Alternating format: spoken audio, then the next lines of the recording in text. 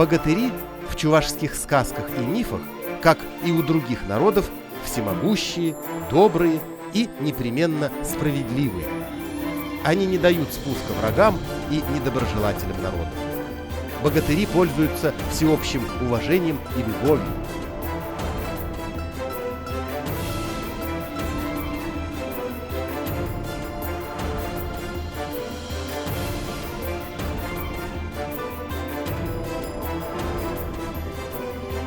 Иногда им тоже нужна помощь.